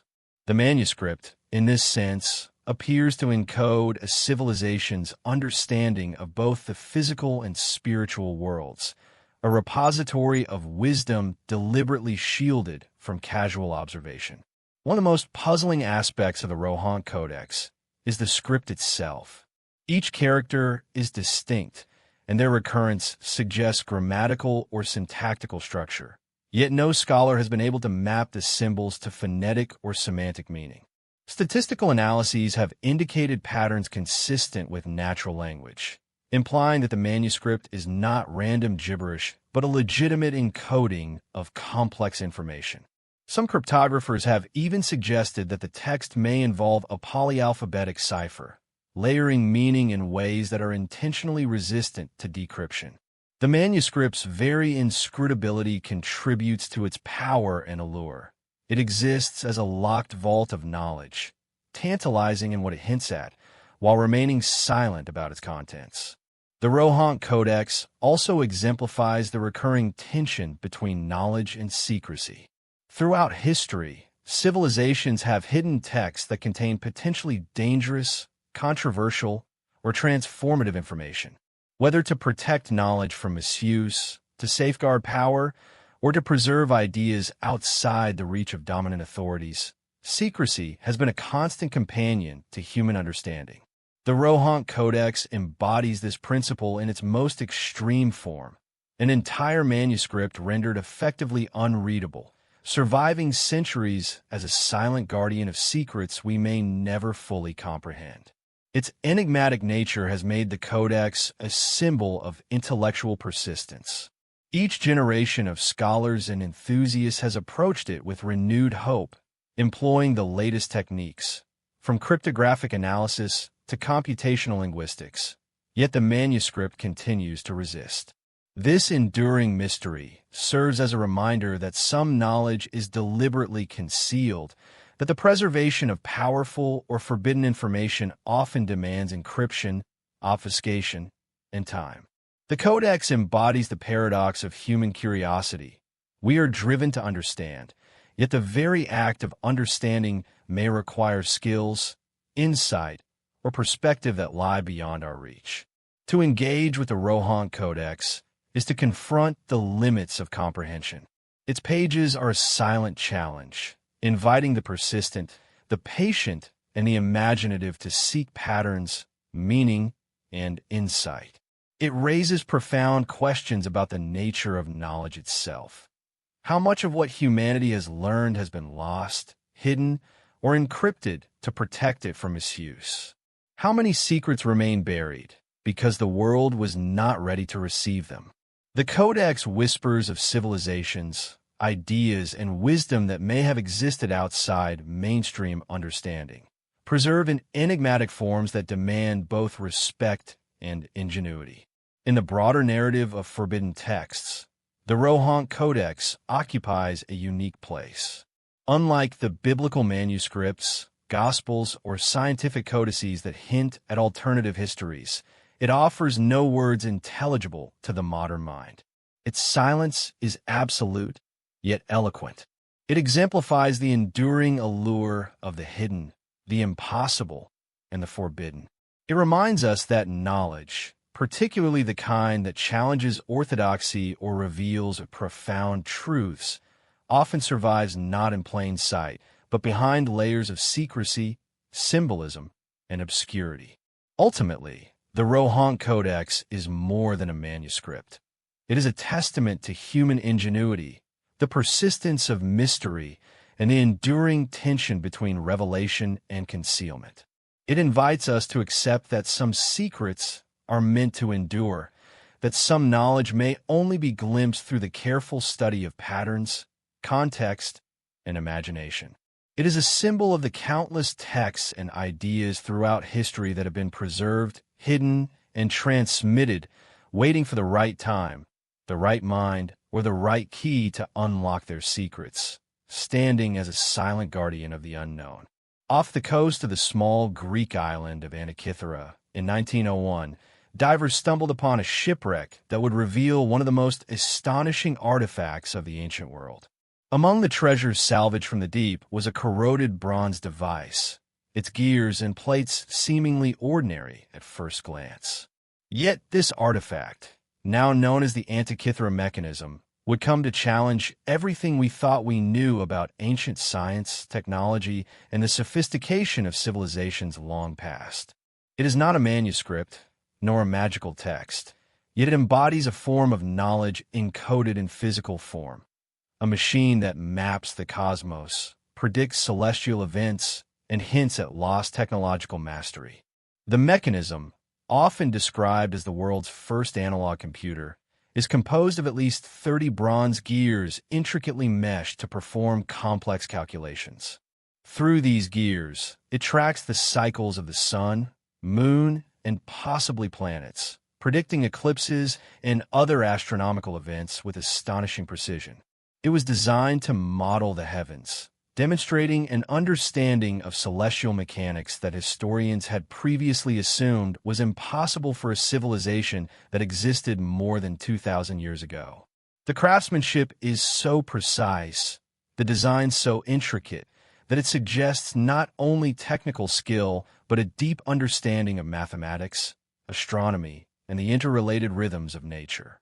What makes the Antikythera mechanism particularly fascinating is its function as a hidden repository of knowledge. It encodes astronomical cycles and predictive calculations in a tangible form, allowing its operator to foresee celestial phenomena long before modern instrumentation. The inscriptions on its dials, though partially corroded and difficult to read, indicate a sophisticated system of notation, combining numbers, symbols, and astronomical references. In essence, the mechanism is a machine for preserving knowledge, a tool that transforms abstract understanding into a practical, manipulable form. It embodies the same impulse found in manuscripts like the Voynich or the Hermetica, the desire to capture, encode, and transmit knowledge in a way that is both protected and functional. The mechanism also raises profound questions about the transmission of knowledge across time. For centuries, it was assumed that the ancient Greeks, while intellectually advanced, lacked the technological capability to construct such a device. The existence of the mechanism forces historians to reconsider assumptions about technological progression, suggesting that highly sophisticated knowledge may have existed and subsequently been lost, suppressed, or forgotten. Like forbidden manuscripts hidden in monastic caves, the Antikythera mechanism hints at a broader historical pattern. Civilizations have often possessed knowledge far ahead of their time, encoded in forms that require careful study, interpretation, and sometimes extraordinary insight to comprehend. The precision of the gears implies not only mechanical expertise, but also an intimate understanding of astronomical cycles. The device models the Metonic cycle, which reconciles solar and lunar calendars, as well as the Saros cycle, critical for predicting eclipses. These are not simple calculations. They require detailed observation, careful measurement, and advanced mathematical understanding. That such knowledge was encoded into a portable, operational device speaks volumes about the sophistication of its creators. It suggests a culture that valued the practical application of knowledge as much as its theoretical understanding, a culture capable of transforming abstract cosmic principles into tools for prediction and planning. The Antikythera mechanism also embodies the tension between revelation and concealment, a recurring theme in the history of human knowledge. Its function was likely restricted to a select group of scholars, priests, or astronomers who could understand and interpret its calculations. For the uninitiated, the mechanism would have appeared as an incomprehensible artifact, its secrets inaccessible without training and guidance. This selective transmission mirrors the concealment strategies observed in secret texts, from Hermetic treatises to the Nag Hammadi codices. Knowledge, once considered too powerful or precise, was often encoded or restricted to preserve its utility and prevent misuse. The discovery of the mechanism prompted a wave of scholarly astonishment and speculation. How could a society that relied on relatively simple tools create such a device? Were there other, now lost mechanisms of comparable complexity scattered across the ancient world? Some theorists suggest that the mechanism represents the remnants of an advanced technological tradition, transmitted through select institutions, perhaps even secretive schools or guilds, whose knowledge has since vanished. Its precision and design challenge the narrative of linear technological progression, implying that the history of human understanding is punctuated by discoveries, losses, and deliberate concealments. In this sense, the Antikythera mechanism functions as a physical manuscript, a repository of knowledge encoded not in letters or symbols alone, but in the very architecture of gears and dials. It illustrates that knowledge can be preserved, transmitted, and even concealed in forms beyond the written word. Like forbidden manuscripts, it emphasizes the fragility of understanding. One lost device, one hidden manuscript, one destroyed codex can alter the course of human comprehension for centuries. Its existence is a reminder that what survives in the historical record may represent only a fraction of what was once known, preserved selectively by those who understood its value and potency.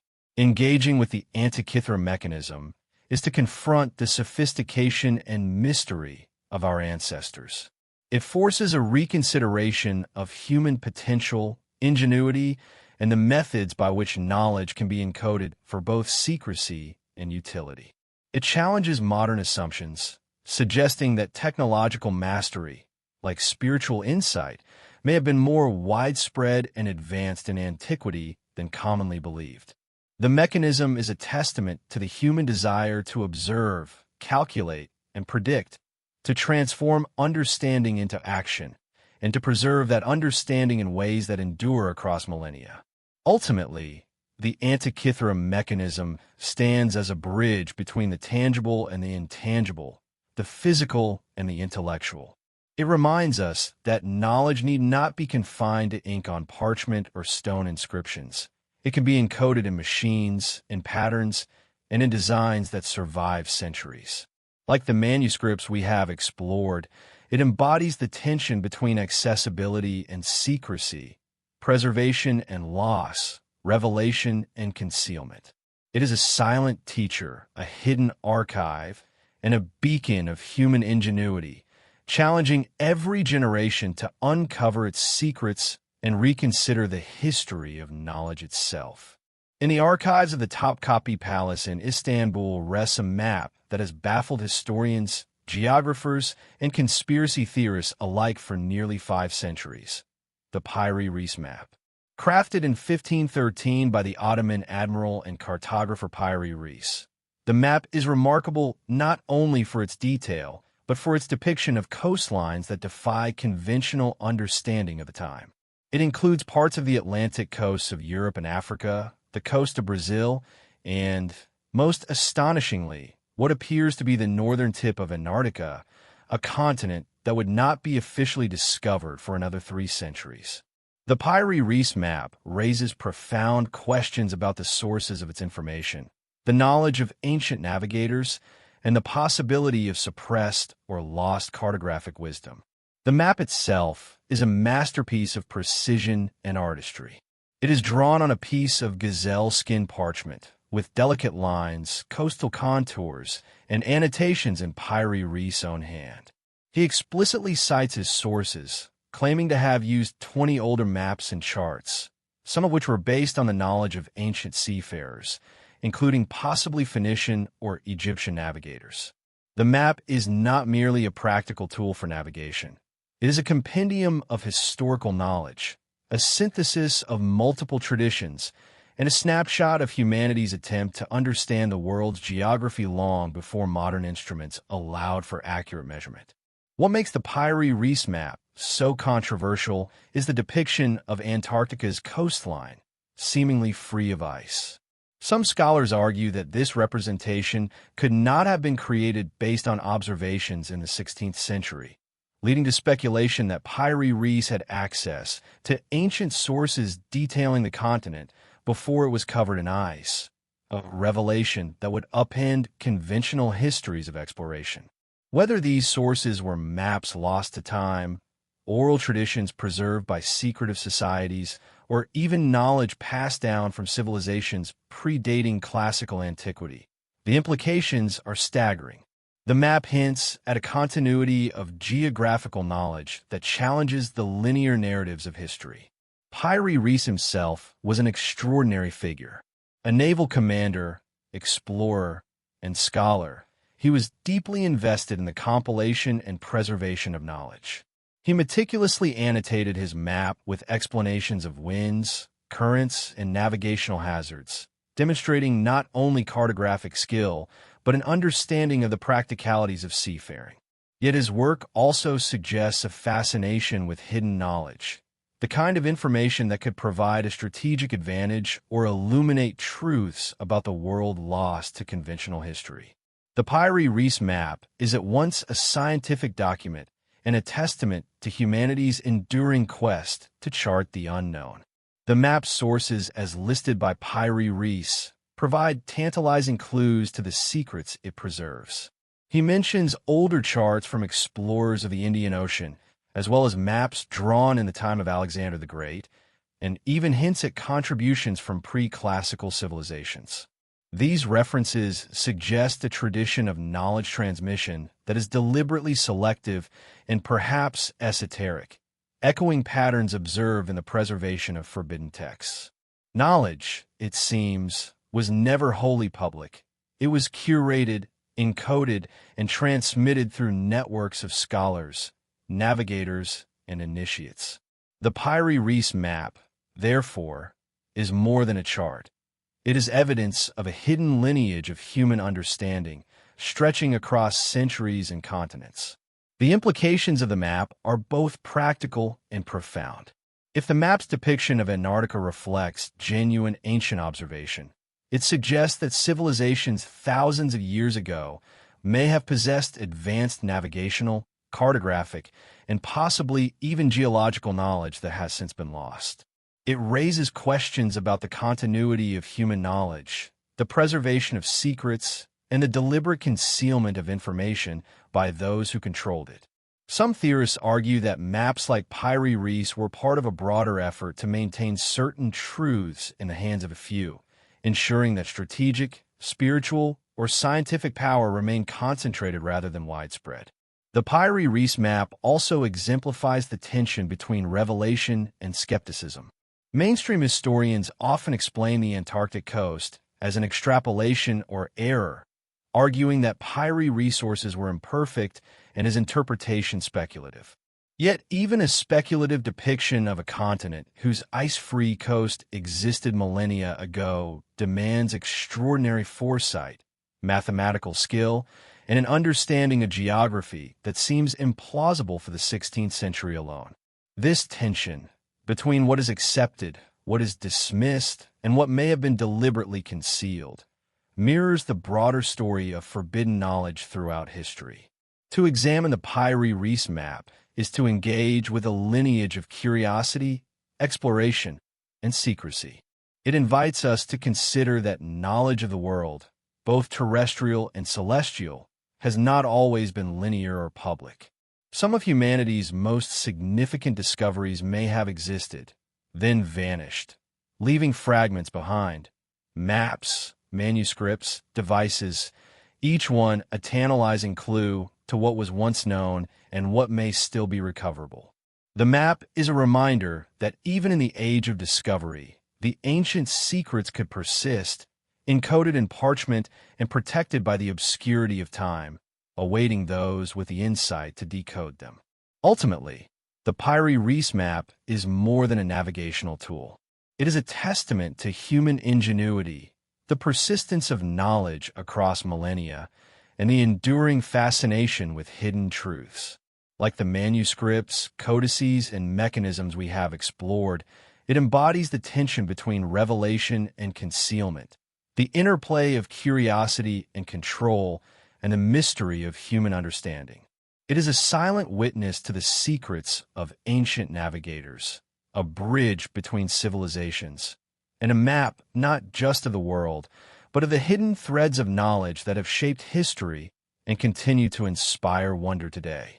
In the shadowed corridors of esoteric tradition, few texts are as mysterious and as revered as the Emerald Tablets, attributed to Hermes Trismegistus, the legendary figure said to combine the wisdom of the Egyptian god Thoth and the Greek god Hermes.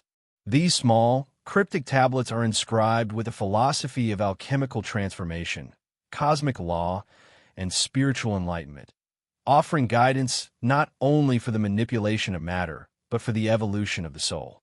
The Emerald Tablets have fascinated alchemists, mystics, and scholars for centuries, their aphoristic language conveying a power that seems almost otherworldly, knowledge deliberately encoded, at once simple and infinitely complex.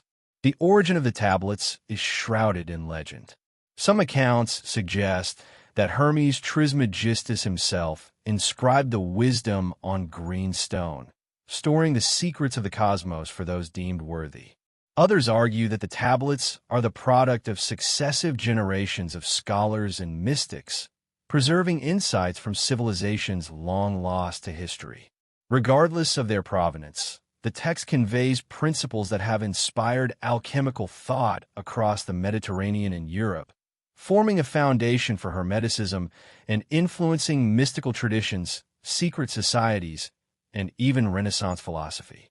At the heart of the Emerald Tablets is the principle of correspondence. As above, so below.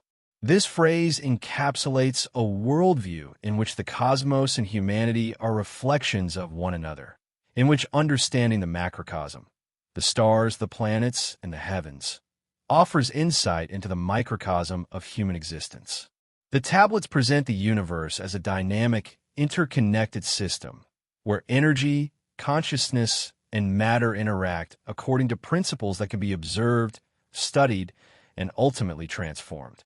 This concept alone sets the text apart from conventional scientific or religious treatises, suggesting a synthesis of spiritual insight and empirical observation that has few parallels in human history.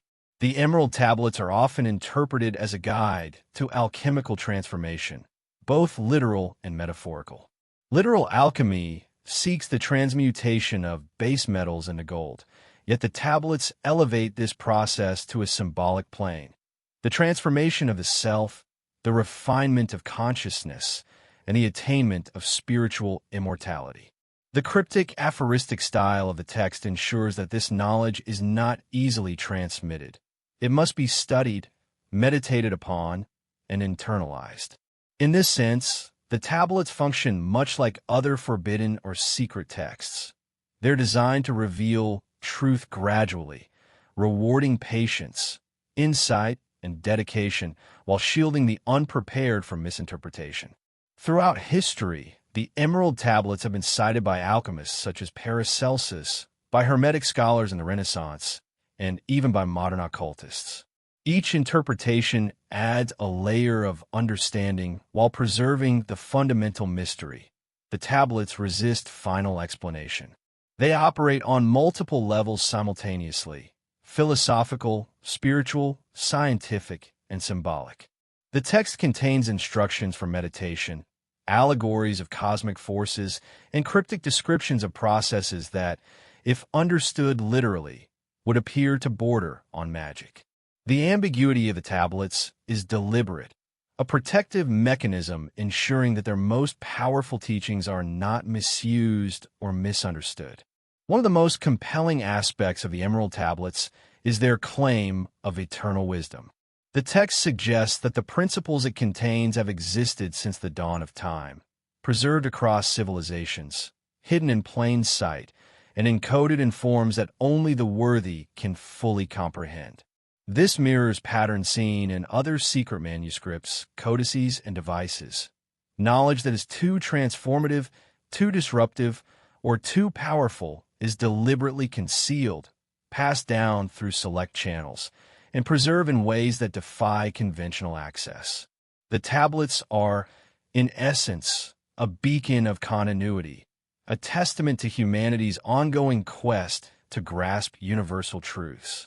The alchemical principles described in the tablets are closely tied to natural laws. They describe cycles of creation, transformation, and dissolution that resonate with both ancient cosmology and modern scientific observation. The interplay of elements, the balance of energies, and the transformation of matter all serve as metaphors for spiritual evolution. By studying these principles, seekers are invited to understand not only the external world, but the inner workings of their own consciousness, learning to harmonize with universal forces and achieve a state of higher awareness. This dual focus on the physical and the spiritual underscores the enduring appeal of the tablets, bridging mysticism and practical wisdom in a way that few texts have managed to do. The Emerald Tablets also embody the tension between secrecy and revelation. They are not intended to be read superficially or without preparation. Their wisdom is unlocked only through study, reflection, and often guidance from those with prior understanding.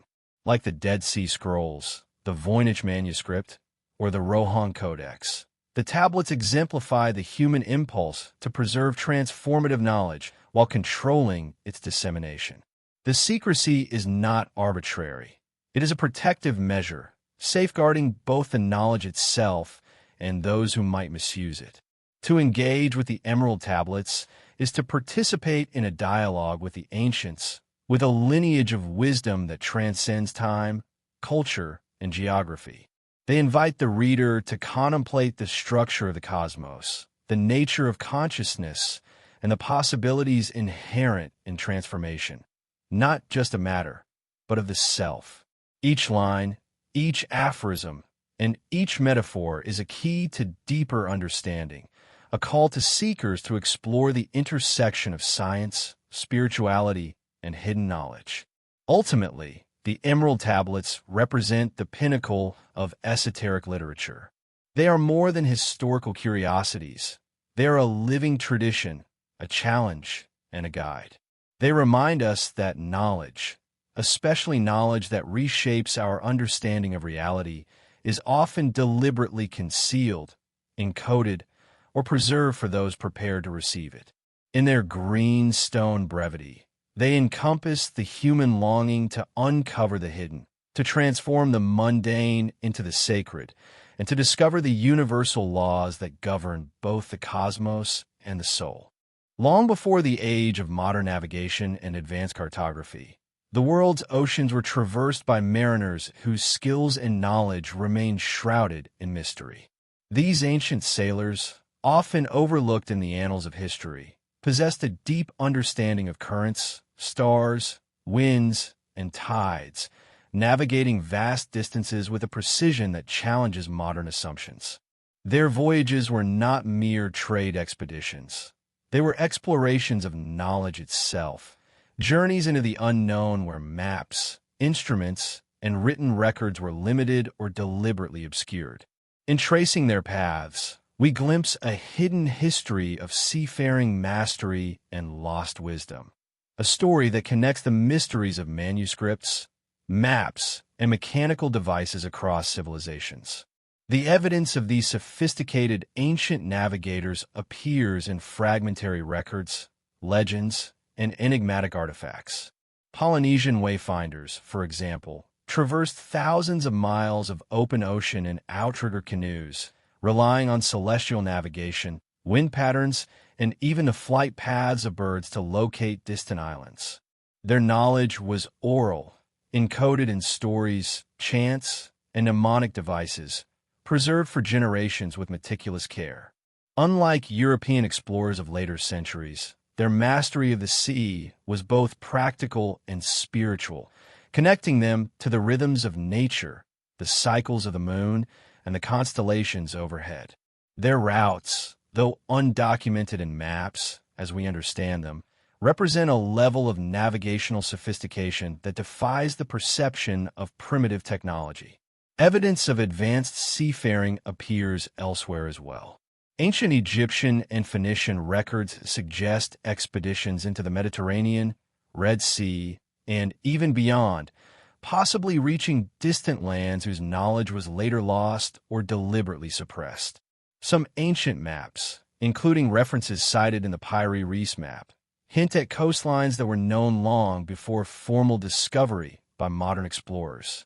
The precision and detail in these representations suggest that navigators had access to information accumulated over centuries, combining empirical observation with a deep understanding of astronomical, geographical, and oceanographic principles. Such knowledge was often treated as a closely guarded secret, shared only within select circles of mariners, priests, and scholars, reflecting a recurring theme. Valuable knowledge, particularly that which could confer power or influence, was deliberately restricted. The methods used by these mariners are as fascinating as the voyages themselves. They employed rudimentary yet effective instruments such as the astrolabe, the kamal, and early forms of the quadrant, tools capable of measuring latitude, tracking celestial objects, and assisting in long-distance navigation. These instruments, while simple by modern standards, required not only technical skill, but also an intimate familiarity with the stars, the sun, and the behavior of the sea. Knowledge of prevailing currents and seasonal wind patterns allowed these navigators to undertake journeys that spanned weeks or months, often without accurate maps, demonstrating an empirical understanding that modern researchers are only beginning to fully appreciate. In addition to physical techniques, many ancient mariners incorporated spiritual and esoteric knowledge into their voyages. Celestial navigation was intertwined with mythology, ritual, and symbolism, linking the human journey to the cycles of the heavens. Stars were not just markers for latitude. They were part of a sacred system that guided decisions, predicted seasonal changes, and even indicated auspicious directions for travel. Some texts suggest that the knowledge of ocean currents, tides, and celestial alignment was encoded in esoteric manuscripts and maps, shared selectively with those initiated into the mysteries of navigation. In this way, the sea itself became a classroom for the transmission of both practical and hidden knowledge, a domain where observation, intuition, and secrecy intertwined. Many of these ancient voyages remain lost to history. The disappearance of knowledge over centuries can be attributed to a combination of natural disaster, war, cultural upheaval, and deliberate suppression. As empires rose and fell, the mastery of certain routes, techniques, and celestial calculations often vanished with the people who practiced them. Maps were destroyed, manuscripts hidden, and oral traditions forgotten or fragmented. The scattered references that remain, from Egyptian logs to Polynesian chants to European accounts, suggest a vast, interconnected web of lost wisdom, a network of seafaring knowledge that may have been far more advanced than conventional history has recognized. The consequences of these lost voyages are profound. They suggest that human understanding of the oceans, stars, and distant lands has been historically selective, shaped not only by exploration, but also by preservation and suppression. Some civilizations may have intentionally withheld navigational knowledge to maintain control over trade routes, sacred territories, or strategic information. Others may have encoded wisdom in manuscripts, maps, or symbolic devices, leaving behind only fragments that tantalize modern scholars. The story of ancient mariners is therefore not just a story of exploration. It is a narrative about the fragility and resilience of knowledge, the tension between revelation and concealment, and the enduring human drive to uncover the unknown. The legacy of these ancient voyagers is still visible today. Polynesian navigation techniques are experiencing a revival, demonstrating the efficacy and sophistication of oral traditions that survived centuries of disruption. Similarly, the study of ancient maps, such as the Pyrie Reis map, alongside manuscripts and codices, reveals patterns of knowledge that hint at a global network of shared insight. These remnants suggest that ancient mariners were not isolated adventurers, but participants in a broader intellectual tradition, one that combined observation, mathematics, astronomy, and spirituality in ways that modern science is only beginning to comprehend. Engaging with the voyages of ancient mariners invites us to reconsider our understanding of history itself. These seafarers challenge linear narratives of discovery, showing that exploration is not solely a product of technology or empire, but of accumulated wisdom, observation, and often secrecy. They remind us that knowledge is fragile, transient, and often deliberately concealed, yet capable of enduring in unexpected ways. In chants, codices, maps, and artifacts, waiting for those curious enough to trace its hidden paths. Ultimately, the ancient mariners exemplify the human quest for understanding, the courage to confront the unknown, and the ingenuity required to navigate a world without the conveniences of modern technology. They link the stories of manuscripts, maps, and mechanical devices, revealing a continuum of human curiosity and the persistent allure of forbidden or hidden knowledge. Their voyages are a testament to exploration in its purest form, a journey not only across oceans, but into the depths of human understanding itself. As we reach the final pages of our journey through the hidden corridors of human history, we find ourselves confronted not with definitive answers, but with a tapestry of mysteries, fragments, and whispers from the past. From ancient manuscripts etched in unknown scripts to intricate mechanical devices lost to time, from maps depicting lands before their official discovery to cryptic texts claiming cosmic wisdom, each artifact we have explored serves as a testament to humanity's enduring fascination with knowledge that is forbidden, secret, or simply lost. These relics, whether physical or textual, illustrate a timeless truth. The allure of hidden knowledge lies not merely in the information it contains, but in the act of discovery itself. Throughout history, humans have pursued understanding in myriad forms, often against formidable obstacles. Knowledge has been encoded, concealed, and safeguarded, whether by necessity, fear, or ambition.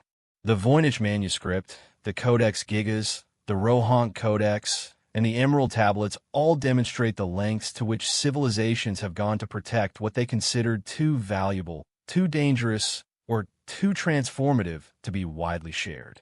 Even the Antikythera mechanism and the Pyre Reese map reveal that technological and navigational insights could be preserved in ways that defy conventional understanding, suggesting a sophisticated interplay between secrecy and survival. These objects are not simply relics of curiosity. They're symbols of the tension between revelation and concealment, a tension that has defined the human relationship with knowledge across millennia. The allure of these hidden texts and devices is deeply psychological as well as historical. We are drawn to that which is obscured, seduced by the possibility that somewhere, locked away in code, illustration, or machine, lies insight capable of transforming our understanding of the world. Forbidden knowledge carries with it a thrill, the sense that we might glimpse a reality that is intentionally hidden, a truth preserved against time, ignorance, or oppression. This fascination is not accidental. It is a reflection of the human mind's innate curiosity, a drive to explore boundaries, challenge assumptions, and confront the unknown. It is the same impulse that has led explorers across oceans, alchemists into their laboratories, and scholars into dusty archives in search of the inexplicable. Yet the pursuit of hidden knowledge is not without peril. As legends surrounding the Codex Gigas or the Emerald Tablets suggest, knowledge carries responsibility. Some truths, once revealed, may disrupt established orders, challenge accepted beliefs, or even endanger those who seek them without preparation or wisdom. The cautionary tales embedded within these manuscripts are part of their enduring appeal. They remind us that the quest for understanding is as much about discernment as it is about discovery. Knowledge is power, but power without comprehension can be destructive. The manuscripts, maps, and mechanisms we have explored are therefore both invitations and warnings, challenging seekers to approach with patience, humility, and reverence. The cumulative narrative of these artifacts also underscores a profound lesson about the fragility and resilience of human understanding. Knowledge is never entirely lost. It is preserved in texts, symbols, oral traditions, and devices, waiting for minds capable of unlocking its secrets. Even when civilizations fall, manuscripts are hidden, and devices are submerged in the depths of the sea, the essence of what was known persists.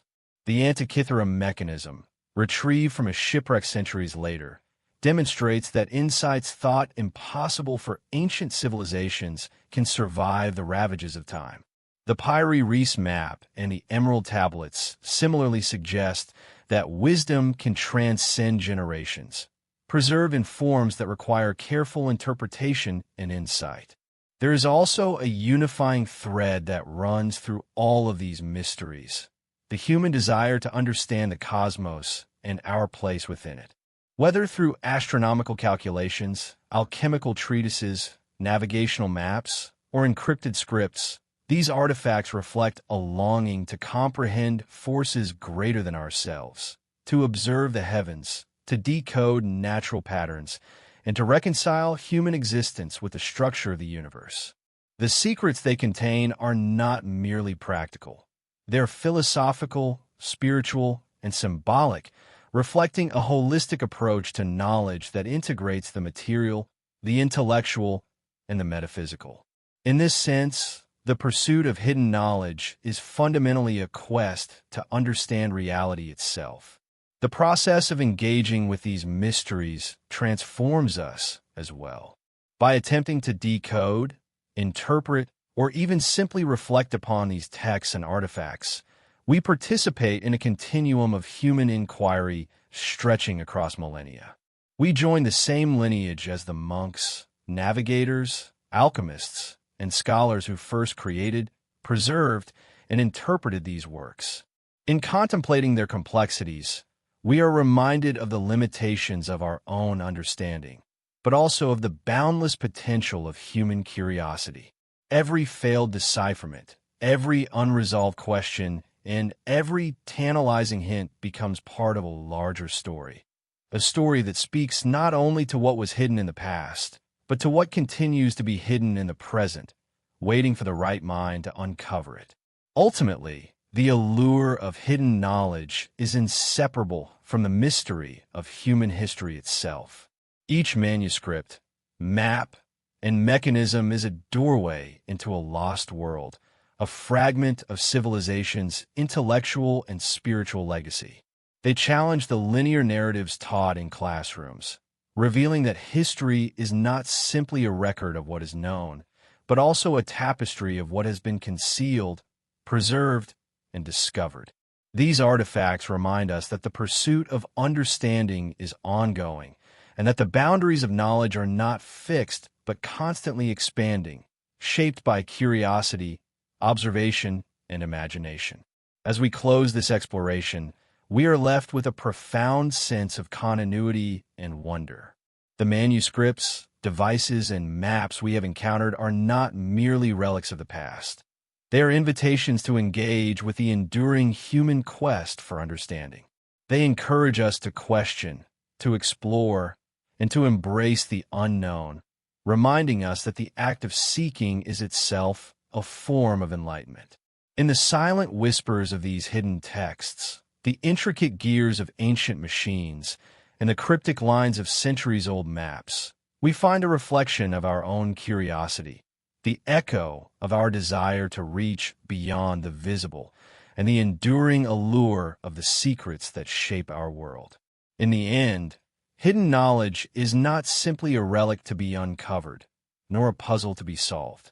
It is a mirror of the human spirit, our desire to learn, to preserve, and to understand. And as long as there are mysteries waiting to be explored, manuscripts waiting to be deciphered, and artifacts waiting to be interpreted, the journey of discovery will continue, drawing us ever deeper into the timeless dance between revelation and concealment, between what is known and what is forever hidden, and between the past and the uncharted possibilities of the future.